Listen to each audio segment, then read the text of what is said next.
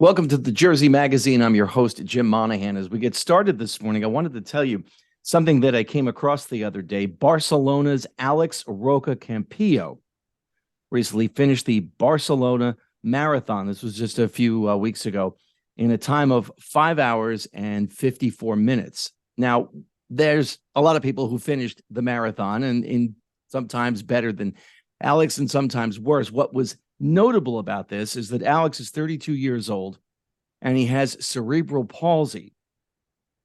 And doctors at one point weren't even confident that he would survive. And there he is running a marathon. And with that, I wanted to introduce a guest who's been with us before, Daniel Buckelew. Good morning and welcome back to the Jersey Magazine. Good morning, Jim. Thanks so much for inviting me back and having me on. Were you aware of that story of Alex Campillo? Oh, yeah. Yes, definitely was aware. One of the things that I follow are a lot of running groups, specifically on the marathon, and across those different outlets, I had seen his story come through, and just such an awesome story and so inspiring to see him get out there and do the 26.2, with his challenges. On his social media account, he posted in all caps, "I have no words." I can't even imagine, Daniel, what he went through. Yeah, no. I mean, as you're talking about it, I'm getting goosebumps just even, like thinking about what he did to be able to achieve that. And on top of it too, he beat me when I ran it back in 21. He beat me by 3 minutes. I still 6 hours. Yeah, but he beat me. But I do want to say that, my kind of limp jog to the finish line in 21 was because I wound up having an actual calf injury, and it wasn't, anything to do with, my MS. So, and what Daniel is referring to in 21 was the Boston Marathon in October of 2021, and that was the last time that we had him on. Daniel running for Strides Against MS, and you are participating again this year in the Boston Marathon, which is coming up on Monday, April 17th. So how has your planning been going for this, your training? Oh, training's been awesome. And, one of the things that I must say is, you kind of get wiser after doing it once. It was the first time I ever did a marathon or trained, for anything to that distance. I was a rookie, and I'm not a professional in any sense of the word now, but I do know quite a bit more on how to appropriately train for a marathon. And so thankful this time, I'm basically in the taper tail end of my training where I'm like reducing my mileage, but I've made it through the longest run of the training program of 20 miles and I'm injury free.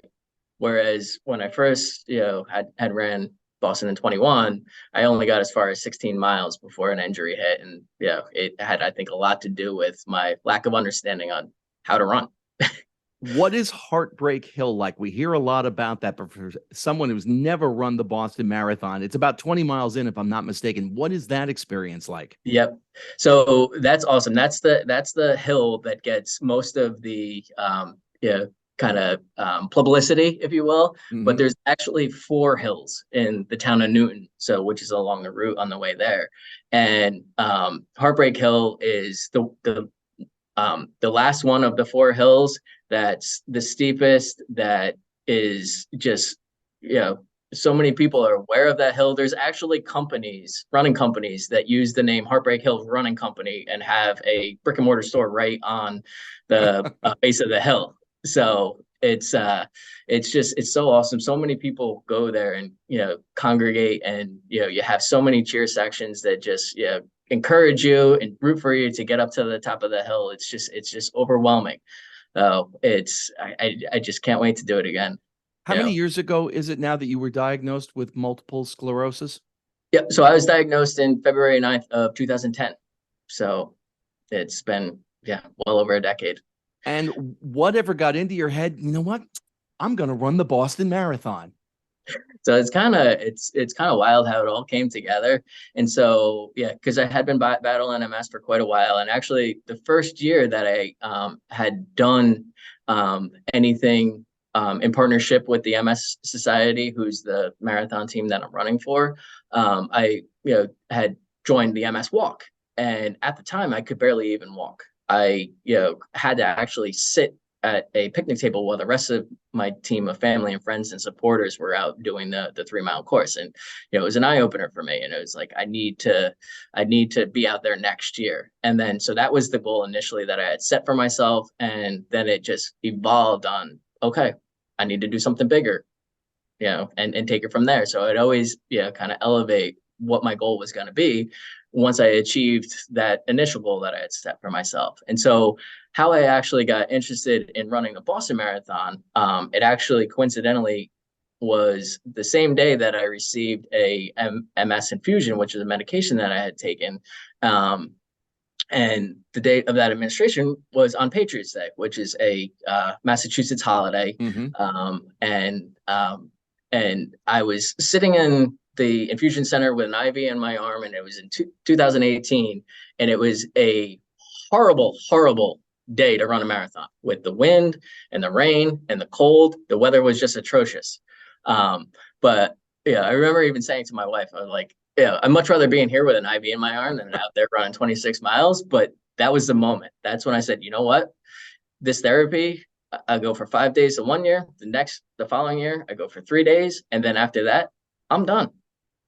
And many patients are that take this medication. And I was just like, I'm going to be to and through with my infusions, and I'm going to close it out by running the Boston Marathon. And so it was just, that's what kind of got me there. It was almost as a milestone, and where I had been to what I'm now able to achieve. So, and once you finished that, what prompted you to say, I'm going to do it again? Because unfortunately, how I was, really a rookie when it came to running. I didn't know how to train, and 5 weeks out from Marathon Monday, I wound up getting injured. And so at that point, it was scale back all the running. I was just gonna, hop on a stationary bike to keep up with my cardio, do physical therapy. But I knew when I ran, I was not at 100%. And sure enough, 10 miles into that marathon, my calf locked up on me, and it was a limp jog the rest of the way.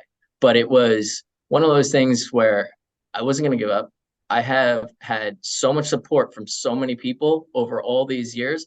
That was the inspiration that I had in my head, that I was thinking, as I was out on that course, is I need to finish this marathon for all of those that have put in the effort and have supported me. So this is my way of giving back and, returning the favor, so to say. Daniel Buckelew is my guest this morning here at 105.5 WDHA in the Jersey Magazine, running in the Boston Marathon on Monday, April 17th. Grew up here in Morris County, a Madison native, went to Morris Catholic. You were a two-sport athlete in high school. You also played soccer for a couple of years at Centenary. So athletic training is not new to you. I'm kind of surprised when you say, you're talking, and I understand, 26.2 miles is a long trek for anybody, never mind somebody who has MS. But as somebody who was, an athlete, I would have thought maybe you would have had a little bit more of an idea of how to train for something like this. No, it's completely different. I had my fitness where it was more, kind of, I would say shorter or short term. And a lot of soccer training, I mean, you'd go out and run, you'd be doing a lot of running, but it was a lot of stop and go and sprinting and jogging and running and, breaks and all of that. Whereas this 26.2 miles, this is, depending on how fast you are, this is anywhere from, 2 hours to 6 hours of just constant repetitive motion of running. And that's the thing that you really need to get the body trained for. One of the things that I just found out, which is actually really cool, is that Zdeno Chara, who's a retired Boston Bruin, he had been a captain for the Boston Bruins for many years, is going to be running the Boston Marathon. And he's a physical specimen, like top shape. You would think that he would be able to accomplish anything. I mean, the guy was in a playoffs, got his jaw broken, and put a visor on and came back out and played. Like, that's the type of grit that he has. And I think about it, I'm like, I know this guy's in top shape, but I wonder, is he ready for 26 miles? Is he ready for Heartbreak Hill? What's the mental preparation like? Obviously, there's physical prep, but there's a lot of mental preparation that has to go into running a marathon. What's that like for you? So the mental prep, I mean, a lot of that is so much the support that I've had from everybody and the encouragement. And so it's one of those things where I'll share my story and I'll get feedback from people saying, oh, your story is, so inspiring, keep doing what you're doing, you're fighting the good fight. And it's that, comments and that feedback that I'm receiving is what motivates me. So, I mean, and that's, one of the things too, is like, just having your head in a place where, you're going to go do this. And it's, you need to have that mindset of that. This is going to be something that you do, and you do it, because I think they say like running a marathon is, 10% physical and 90% mental, or some ratio like that. And it truly is. I mean, it's a complete mindset that's going to bring you there. The fans along the way cheering you, you write your name down your arm so they can specifically yell your name for you and cheer for you. That helps a lot too. I mean, but it's that support. It's those fans. It's the support that ultimately carries me through the months of training to that end goal of that finish line. For WDHA listeners who want to learn more about Strides Against MS team, where can they go, Daniel?